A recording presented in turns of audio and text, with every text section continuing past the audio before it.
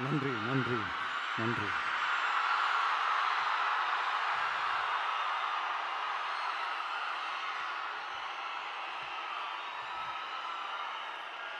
நான் போன மீட்டிங்கில் வேலூரில் பேசும்போது சொல்லியிருந்தேன், தமிழ்நாடு தான் விஜய், விஜய் தான் தமிழ்நாடு அப்படின்னு நான் சொல்லியிருந்தேன். அது ஏன் அப்படி சொன்னேன் அப்படின்னா, தமிழ்நாட்டு மக்களுடைய ஒரே பிரதிநிதியாக, உண்மையான ஒரு பிரதிநிதியாக நாம் மட்டும்தான் இருக்கிறோம் அப்படின்றதுக்காக தான் அப்படி நான் சொன்னேன். அப்புறம் அந்த தேர்தல் பற்றியும் நான் சொல்லியிருந்தேன். தமிழ்நாடு வர்சஸ் ஸ்டாலின் சார், அதாவது விஜய் வர்சஸ் ஸ்டாலின் சார், அதையும் நான் சொல்லியிருந்தேன். அப்புறம் இன்னொரு கேள்வியும் கேட்டிருந்தேன். இது தமிழ்நாடு சட்டசபைக்கான ஒரு தேர்தல், இதை ஏன் தமிழ்நாட்டுக்கும் டெல்லிக்குமான ஒரு எலெக்ஷன் சொல்கிறீங்க அப்படின்னு நான் கேட்டிருந்தேன். உடனே விஜய் பாஜகவுக்காக பேசுகிறாரு அப்படின்லாம் திருச்சி பேச ஆரம்பிச்சிட்டாங்க.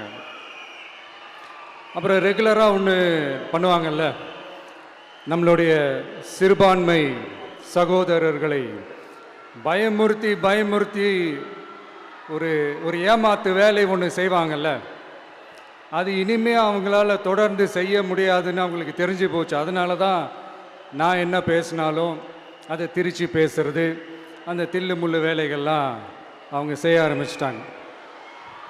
சென்னையில் டெல்லி டெல்லின்னு கூவுறதும், அடிக்கிற கொள்ளைக்கு ரைடு வந்துட்டா டெல்லிக்கு வெள்ளை கொடை பிடிக்கிறதும்,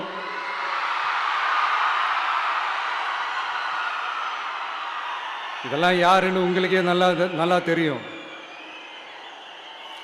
தமிழ்நாட்டை காப்பாற்றுறது திமுக தான், தமிழ்நாட்டை பிழைக்க வைக்கிறது திமுக தான், இதெல்லாமே பண்ணுறது திமுக தான், ஸ்டாலின் சார் தான். இதெல்லாம் ஒர்க் அவுட்டே ஆகாது பாஸ்.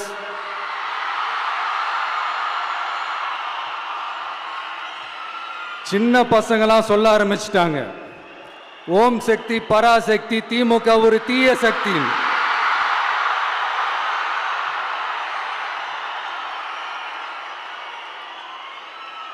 அதனால இந்த தமிழ்நாடு இன்னொன்று வேற ஒன்று சொல்றாங்க. அது என்னடான்னா, தமிழ்நாட்டு அணி டெல்லி அணியா. கிரிக்கெட்ல கூட தமிழ்நாட்டு அணியை டெல்லி அணியால தொட்டு கூட பார்க்க முடியாது.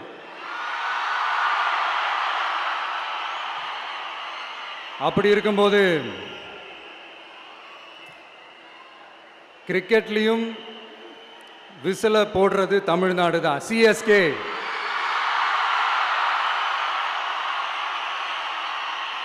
வரப்போற எலெக்ஷன்லையும் விசில போட போறது நம்ம டிவிக்கே தான். தமிழ்நாடு தான் டிவிக்கே, டிவிக்கே தான் தமிழ்நாடு.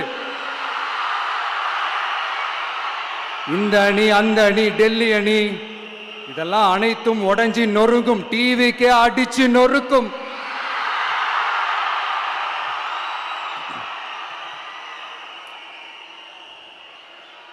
எனக்கும் என்னுடைய மக்களுக்கும் நடுவுல வேற யாராலையும் உள்ள நுழையவே முடியாது.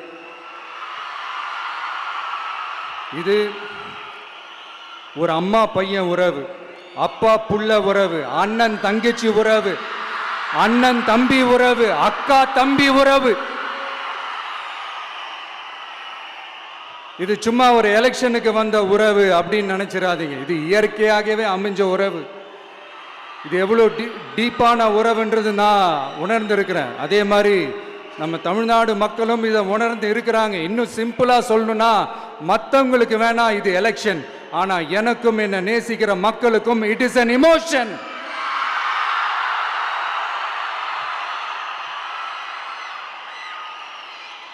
And it is not an ordinary emotion. It is a powerful oceanic emotion. இப்படி இருக்கும்போது வீட்டுக்கு வீடு விஜய், தமிழ்நாட்டுக்காக விஜய், வெற்றி பேரணியில் தமிழ்நாடு, இதெல்லாமே 100% இந்த எலெக்ஷனில் அது ப்ரூவ் ஆகும்.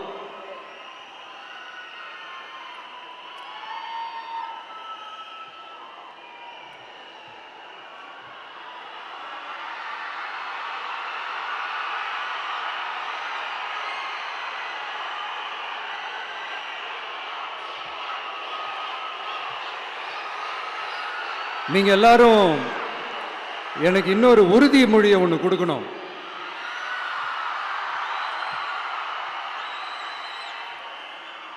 ஊழலற்ற உண்மையான சமூக நீதியை நிலைநாட்ட நம்ம ஆட்சியை அமைப்பீங்க தானே? உங்களை தான் கேட்கிறேன், நம்ம ஆட்சியை அமைப்பீங்க தானே? இந்த விஜய்க்கு ஒரு வாய்ப்பு கொடுப்பீங்க தானே? உண்மையிலே கொடுப்பீங்க தானே? இந்த விஜய நம்புறீங்க தானே? ஒவ்வொரு வீட்லயும் விசில் சத்தம் கேட்கும் தானே? அந்த விசில் சத்தம் ஒவ்வொரு பூத்திலையும் புயலா ஒலிக்கும் தானே?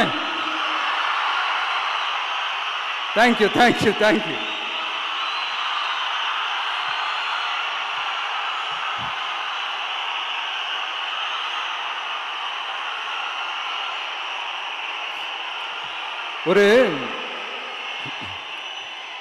ஒரு டாக்டர் இருக்காருன்னா நாம் எப்போ அவரை பற்றி யோசிப்போம்? இப்போ நமக்கு ஏதாவது உடம்பு சரியில்லை அப்படின்னா அவரை யோசிப்போம், அவர் ஞாபகம் வரும். அது மாதிரி நமக்கு ஏதாவது ஒரு பிரச்சனை அப்படின்னா ஒரு வக்கீலை தேடிப்போம், அவர் ஞாபகத்துக்கு வருவார். இது மனித இயல்பு. அந்தந்த பிரச்சனை வரும்போது நம்ம அவங்கவுங்கள தேடி போவோம். ஆனால் ஆன் அ டெய்லி பேசிஸ் நம்ம சும்மா சாப்பிடும் போது கூட நம்மளை அறியாமல் ஒருத்தவங்களை பற்றி நினைப்போம், நம்மளை அறியாமல் அவங்களுக்கு நாம் நன்றி சொல்லுவோம்.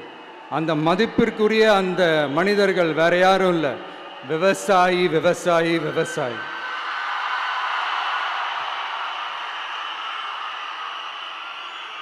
அவங்க பார்க்கறதுக்கு வேணா சாதாரணமாக இருப்பாங்க, ஆனால் அவங்க சாதாரணமான மனிதர்கள்லாம் கிடையாது. இந்த உலகத்தையும் மனிதர்களையும் படைச்சது கடவுள்னு சொல்லுவாங்க, ஆனால் அந்த கடவுளுக்கே படையல் போடுற உயர்ந்த மனிதர்கள் தான் நம்ம விவசாயிகள்.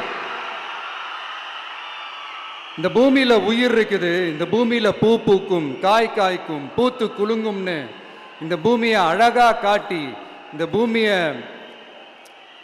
சாமி ஆக்கிறதுல இயற்கையோட சேர்ந்து நம்ம விவசாயிகளுக்கும் ஒரு முக்கிய பங்கு ஒன்று இருக்குது.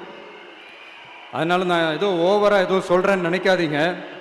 எனக்கு இந்த அடுத்த ஜென்மம் மறுபிறவியை பற்றியெல்லாம் எனக்கு தெரியாது. அது உண்மை அப்படின்னா அடுத்த ஜென்மத்தில் நான் ஒரு விவசாயி குடும்பத்தில் பிறக்கணும்னு ஆசைப்படுறேன்.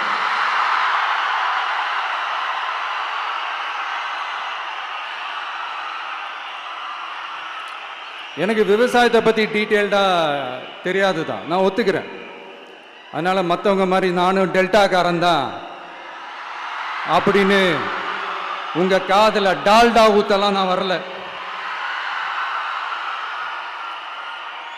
எனக்கு விவசாயத்தை பற்றி டீட்டெயில்டாக தெரியலனா கூட அவங்க படுற கஷ்டங்களை பற்றி எனக்கு நல்லாவே தெரியும். நம்மளுடைய முதல் அரசியல் பயணம் தொடங்கினதே அந்த பரந்தூர் விஷயத்தை கையில் எடுத்து தான்.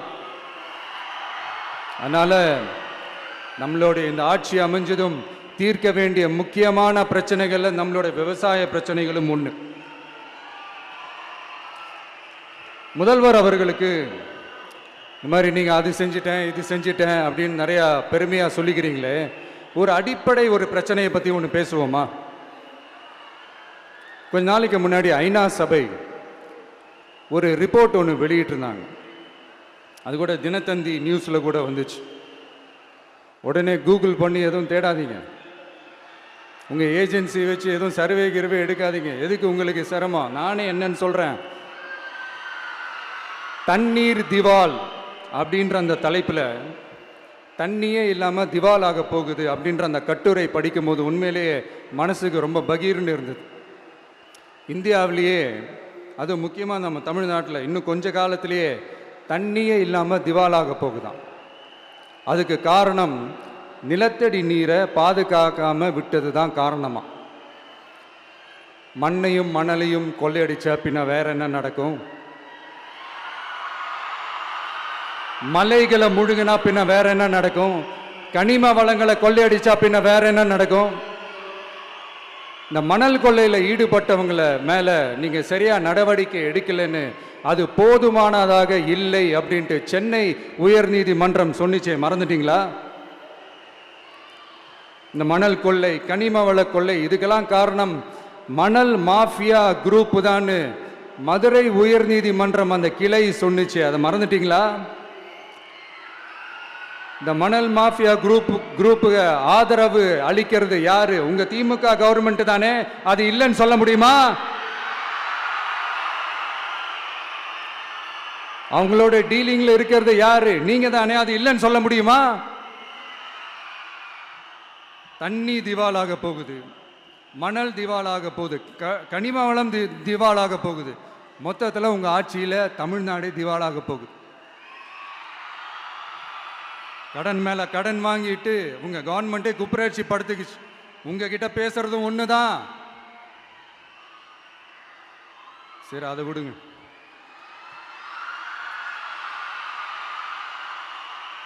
நம்ம விவசாயிகள் கஷ்டப்பட்டு விளைய வச்ச அந்த நெல்லெல்லாம் மழையில் நனைஞ்சி வீணா போச்சே. டெல்டாக்காரன்னு சொல்லிக்கிற நீங்க அதை எதாவது கவனிச்சிங்களா? அவங்களுடைய போராட்டம் எதுக்காவது கூட போய் நின்றுக்கிறீங்களா? கூண்டாஸில் மட்டும் போடுவீங்க. இதானே உங்களுடைய அந்த சாதனை. பரந்தூர் பிரச்சனை, உங்களுடைய உண்மையான நிலைப்பாடு என்ன? மேல்மா விஷயத்தில் உங்களோட உண்மையான நிலைப்பாடு என்ன? தமிழகத்தில் இருக்கிற எல்லா ஆறுகளையும் இணைப்போம், இந்தியாவிலேயே நாங்கள் தான் அதை பற்றி ஃபஸ்ட்டு யோசித்தோம் அப்படின்னு பெருமையாக சொல்லிக்கிற இந்த திமுக கவர்மெண்ட் அவங்களுடைய நாக் என்னன்னு சொல்லவா? இந்த மாதிரி பெரிய பெரிய திட்டங்கள்லாம் ஆட்சிக்கு வந்த உடனே செய்ய மாட்டாங்க. அந்த ஆட்சி முடிகிற டைமில், அந்த கடைசி 6 மாதம், அந்த 1 வருஷம், அந்த 1.5 வருஷத்தில் அதுக்கான திட்டத்தை கொண்டு வருவாங்க, அதுக்கான அடிக்கலை நாட்டுவாங்க. அதுக்கப்புறம் எலெக்ஷன் வரும், தோத்துருவாங்க. கேட்டால் எங்கள் ஆட்சி தான் முடிஞ்சிருச்சே அப்படின்னு நாடகம் ஆடுவாங்க. இல்லை, நான் தெரியாமல் தான் கேட்குறேன். மக்கள் மேலே உங்களுக்கு உண்மையிலே அந்த அக்கறை இருந்துச்சுன்னா ஆட்சிக்கு வந்த உடனே இந்த மாதிரி பெரிய பெரிய திட்டங்கள்லாம் ஸ்டார்ட் பண்ண வேண்டியது தானே. அதனால் ஆட்சி முடியும் போது அடிக்கல் நாட்டுறது. ஓட்டுக்காக என்னென்னலாம் பேசுவீங்க, ஆனால் மக்கள் இதெல்லாம் நம்புறதுக்கு அவங்கன்னா ஏமாளிங்க நினச்சிங்களா? மக்களே, நம்மளுடைய ஆட்சி அமைஞ்சதும் இந்த மாதிரி பெரிய பெரிய திட்டங்கள்லாம் உடனே ஸ்டார்ட் பண்ணுவோம். அதை அந்த 5 வருஷத்துக்குள்ள அதை முடிக்கவும் ட்ரை பண்ணுவோம். ஸோ இப்படிலாம் நம்ம பேசினா காவிரி பிரச்சனையில் உன் கருத்து என்ன, முல்லை பெரியார் பிரச்சனையில் உன் கருத்து என்ன, இப்படிலாம் அதெல்லாம் பற்றி உனக்கு என்ன தெரியுமா அப்படின்னு கேட்க ஆரம்பிச்சிருவாங்க. ஐயா, உலக மகா மேதைகளே, ROV, ரிமோட்லி ஆப்ரேட்டட் வெஹிக்கிள், அதை வச்சு தண்ணிக்குள்ளேயே போய் அணைகளோட உறுதித்தன்மையை ஆராய்ச்சி பார்க்குற வரைக்கும் நான் எல்லாம் தெரிஞ்சுதான் வச்சிருக்கிறேன்.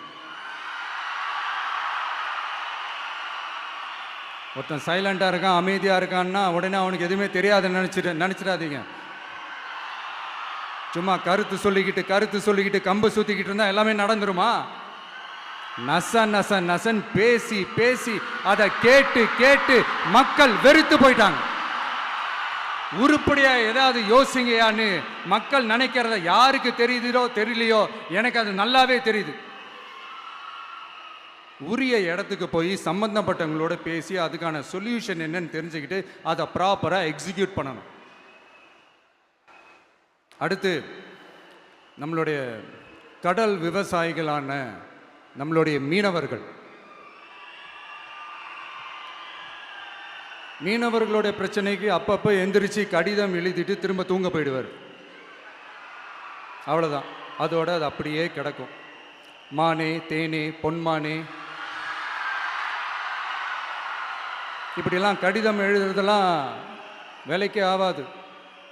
ஒன்றிய அரசுக்கு அந்த உண்மையான உணர்வுபூர்வமான அந்த அழுத்தத்தை கொடுக்கணும். நம்ம மீனவர்கள் மேல அவங்க கையே வைக்கக்கூடாது, கையே வைக்க விடக்கூடாது. அவங்களுக்கான அந்த பாதுகாப்பு பக்காவா இருக்கணும். அதுதான் நம்மளுடைய ஒரே அஜெண்டா. மீனவர்களே, அடுத்து நம்மளுடைய ஆட்சி தான்.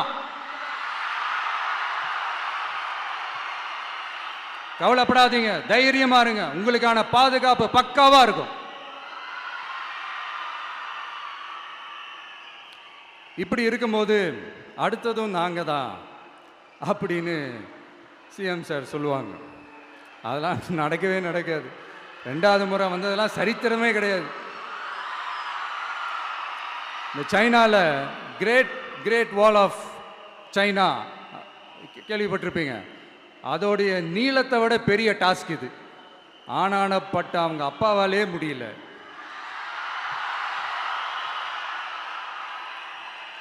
நான் முன்னாடியே சொன்ன மாதிரி உரிய இடத்துக்கு போய் சம்மந்தப்பட்டவங்களோட பேசி அதுக்கான சொல்யூஷன் என்னன்னு தெரிஞ்சுக்கிட்டா அதை எக்ஸிக்யூட் பண்ணுறது தான் ஒரு தெளிவான அரசியல். சும்மா ஆறுதல் சொல்கிறதெல்லாம் தெளிவான அரசியல்லாம் கிடையாது.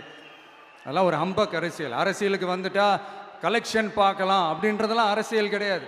உண்மையிலே மக்களுக்கான அந்த உழைப்பு இருக்கணும். அதனால தான் நாம் அரசியலுக்கு வந்திருக்கிறோம். இது எதிரிங்களுக்கு நல்லாவே தெரியும். அதனால தான் நம்மளை சுற்றி அத்தனை சதிகள். அதில் முக்கியமான சதி என்ன தெரியுமா? இதை பாரு, ஒன்று நீ இல்லைனா நான் இல்லைனா நீ இல்லைனா நான். நமக்குள்ள வேற எவனும் நடுவில் வந்துடக்கூடாது. நாம 2 பேரால மட்டும்தான் மக்களை ஈஸியா ஏமாத்த முடியும். இந்த விஜய் வந்ததுனால நமக்கு பொழப்பே போச்சு. மக்கள் வேற அவனை தான் நம்புறாங்க. நாம வெளியே அடிச்சுக்கிற மாதிரி அடிச்சுக்கிட்டாலும் உள்ள நம்மளுடைய டீலிங் பக்காவா இருக்கணும். மக்களோட ஃபீலிங்ஸை பற்றிலாம் நமக்கு கவலை இல்லை. நமக்கு டீலிங் தான் முக்கியம். மாற்றி ஆட்சிக்கு வந்துடலாம்னு நினைச்சோம். ஆனால் அது நடக்காது போல் இருக்கு. அதனால நீ என்ன பண்ற? எஸ்ஓபின்னு போட்டு ஒரு பக்கம் அவனை தடுத்துரு, இன்னொரு பக்கம் அவன் மேல பழி போட்டு நானும் தடுத்துடுறேன். என்ன ஓகேவா? டீலிங் ஓகேவா? ஓவர்.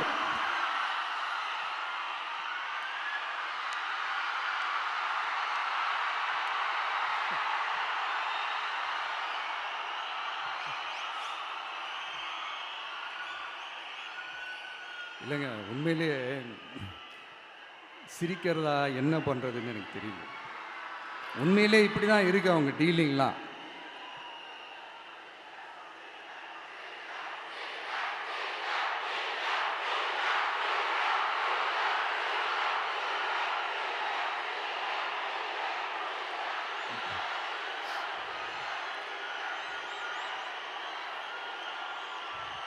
இப்படி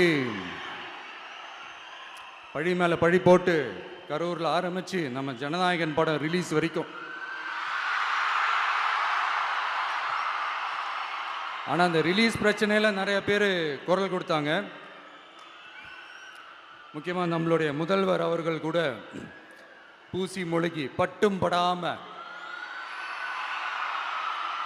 குரல் கொடுத்தாங்க. But what ever it is, குரல் கொடுத்த அவங்களுக்கும் மற்றவங்க எல்லாருக்கும் இந்த நேரத்தில் என்னுடைய நன்றியை தெரிவிச்சுக்கிறேன். இப்படி நம்ம வெளிப்படையாக பேசுறதுனால சிஎம் சாரோட மனநிலை இப்போ எப்படி இருக்கும் தெரியுமா? ஏற்கனவே கட்சிக்காரங்க தொல்லை தாங்க முடியல, தூங்க விட மாட்டேறாங்க. இந்த விஜயும் வந்து தூங்க விட மாட்டான். நம்ம பாட்டுக்கு ஹைவேல சைக்கிளில் சோலாவா போலான்னு நினைச்சோம். இவன் நாடானா மக்கள் சக்தியோட வந்துட்டு இருக்கான். இவன் தான் கேள்வி கேட்கறான்னு பார்த்தா மக்களையும் கேள்வி கேட்க வைக்கிறான். 1000 ரூபாய் கொடுத்துட்டு இருந்தோம், 5000 ரூபாய் கொடுத்து ஏமாத்தலான்னு பார்த்தா அதையும் கேள்வி கேட்க வைக்கிறான். விசில் சத்தம் வேற விண்ண முட்டுது. கூட்டணி கட்சிகள் தொல்லை வேற தாங்க முடியல. இவன் பண்ற பிரச்சாரத்தையாத்த முடக்கலான்னு பார்த்தா அப்பவும் மக்கள் அவன் பின்னாடி தான் நிக்கிறாங்க. என்ன பண்றது ஏது பண்றதுன்னு தெரியாத ஒரு மனநிலையில இருப்பாரு. ஆனா சார், நீங்க இந்த விஜயம் முடக்கலாம். ஆனா ஒவ்வொரு வீட்டில் இருக்கிற ஒவ்வொரு விஜயையும் உங்களால முடக்கவே முடியாது.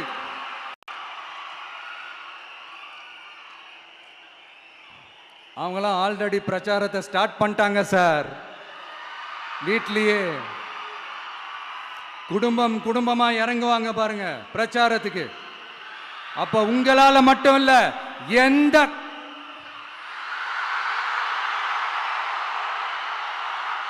யாராலையும் தடுக்க முடியாது.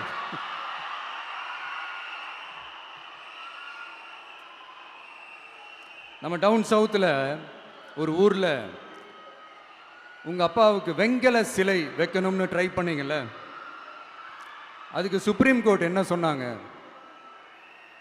மக்களோட பணத்தில் யாருக்கு புகழ் பாட பார்க்குறீங்க அப்படின்னு கேட்டாங்கல்ல. அதுக்கு என்ன அர்த்தம் தெரியுமா?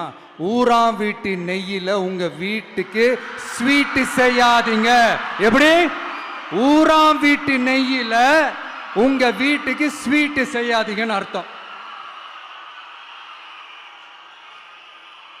மக்களோட ஒரு அடிப்படை வாழ்வாதாரத்துக்கு ஏதாவது பிரச்சனைக்குன்னு கேட்டா நிதி சுமைன்னு சொல்றீங்க. செலை வைக்கிறதுக்கு மட்டும் எங்கிருந்து சார் காசு வருது?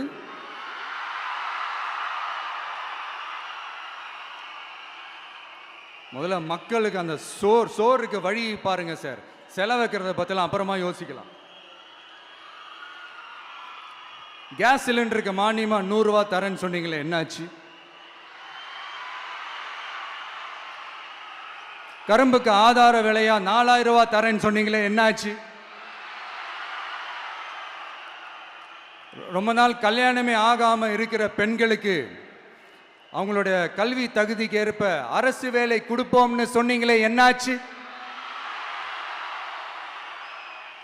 இதெல்லாம் வெறும் சாம்பிள் தான். இதோட ஹைலைட் ஒன்று இருக்கு. மாநில அரசால முடியவே முடியாதுன்னு தெரிஞ்சுக்கிட்டோம், நாங்க வந்தா நீட்டை ஒழிப்போம். ஆகா ஆகா ஆகா ஆகா, எவ்வளவு பெரிய ஒரு மோசடி இது! கேட்டா நாங்க தான் முன்மாதிரி ஆட்சின்னு சொல்லுவாங்க. மோசடி ஆட்சி. மோசமானவங்களே முக்கியமானவங்க கேள்விப்பட்டிருக்கிறீங்களா? அந்த மாதிரி மோசடி ஆட்சியிலே முக்கியமான ஆட்சி இந்த திமுக ஆட்சி. மக்களே, மக்களை நேசிக்கிற விஜய் வேணுமா? மக்கள் விரோத ஆட்சி நடத்துற ஸ்டாலின் சார் வேணுமா?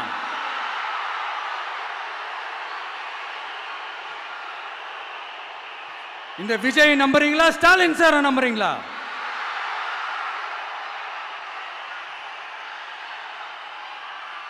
இந்த சத்தத்துக்கு அர்த்தம் தெரியுமா சார்? ஸ்டாலின் தொடரட்டும் அப்படின்னு அர்த்தம் கிடையாது. தீய சக்தி திமுக ஆட்சி மறையட்டும், தூய சக்தி டிவிகே ஆட்சி வரட்டும். நானும் உதிக்கட்டும்னு சொல்லாம்னு நினைச்சேன், பார்த்தா அதை வேற திருச்சி பேச ஆரம்பிச்சிருவாங்க. திருநெல்வேலியில், நாங்குநேரியில் இப்போ ரீசெண்டாக ஒரே லைனில் சொல்லணும்னா, நம்ம நண்பர் ஒருத்தர் ட்வீட் போட்டிருந்தாரு, அதையே சொல்கிறேன். ஸ்டாலின் தொடரட்டும், சட்டம் ஒழுங்கு சந்தி சிரிக்கட்டும். இதுதான் அந்த பிரச்சனைக்கு ஒரே லைன்.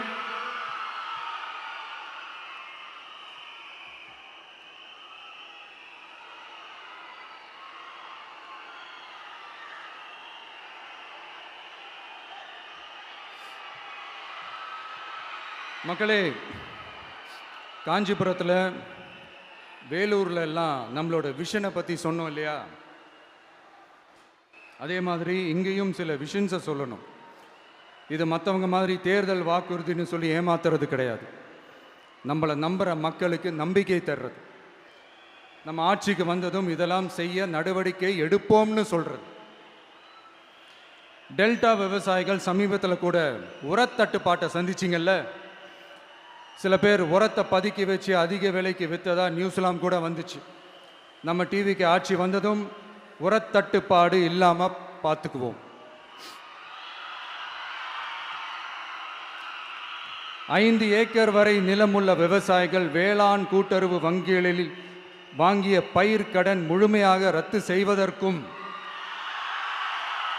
5 ஏக்கருக்கு மேல் உள்ள விவசாயிகள் வேளாண் கூட்டுறவு வங்கிகளில் வாங்கிய பயிர்க்கடன் 50% வரை ரத்து செய்வதற்கான சாத்திய கூறுகளை ஆராய்ந்து உறுதியாக நடவடிக்கை எடுப்போம். திமுக மாதிரி எல்லாருக்கும்னு சொல்லிட்டு அதுல தகுதி ஃபிக்ஸ் பண்ணி பாகுபாடு காட்டி ஏமாற்ற மாட்டோம். எல்லாத்தையும் வெளிப்படையாக சொல்லுவோம். 2 ஏக்கர் வரை நிலமுள்ள விவசாயிகள் மற்றும் நிலமற்றவர்கள் குடும்பத்தில் யாரும் மாநில மற்றும் ஒன்றிய அரசு ஊழியராக இல்லாமல் இருக்கும் பட்சத்தில் அவர்களின் குழந்தைகளின் பொறியியல் மற்றும் மருத்துவம் உள்ளிட்ட தொழிற்கல்வி முதல் அனைத்து வகை படிப்புகளுக்குமான முழு செலவையும் அரசே ஏற்கும்.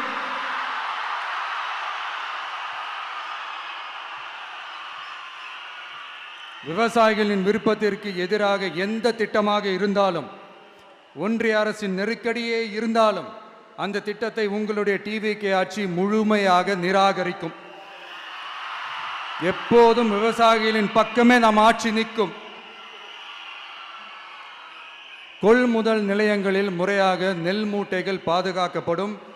நெல் முளைத்து வீணாவதை பார்த்து கொண்டு நமது அரசு சும்மா இருக்காது. போதுமான கொள்முதல் நிலைய வசதிகள் ஏற்படுத்தப்படும்.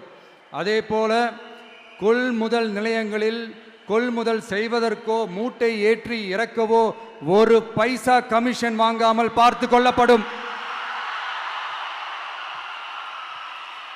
அப்படி கமிஷன் வாங்குவது யாராக இருந்தாலும் கடும் நடவடிக்கை எடுக்கப்படும்.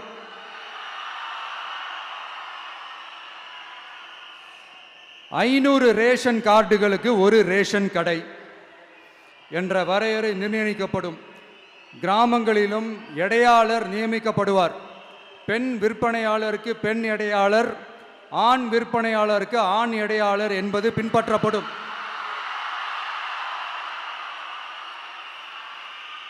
ரேஷன் கடைகளில் அரிசி தவிர அனைத்து பொருள்களும் பாக்கெட் செய்து விநியோகிக்கப்படும்.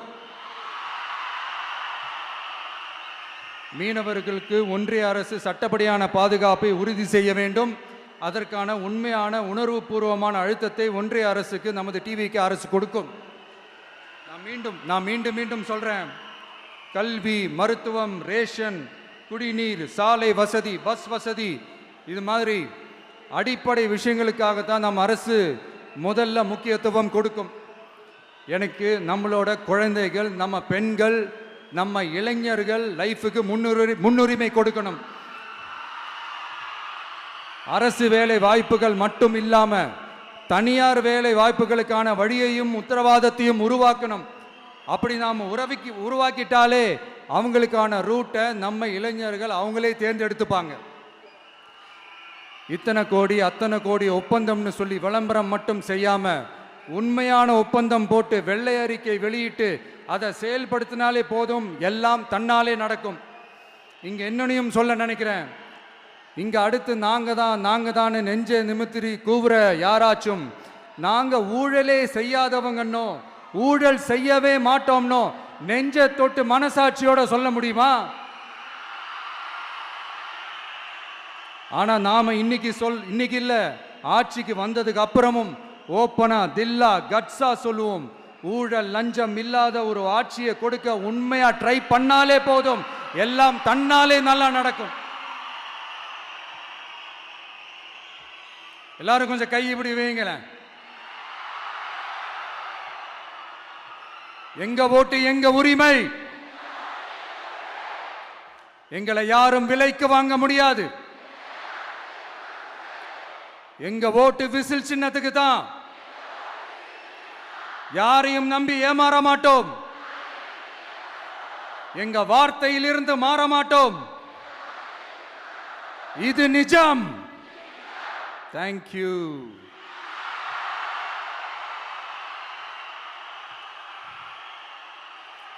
என் நெஞ்சில் குடியிருக்கும் தஞ்சை மக்களே,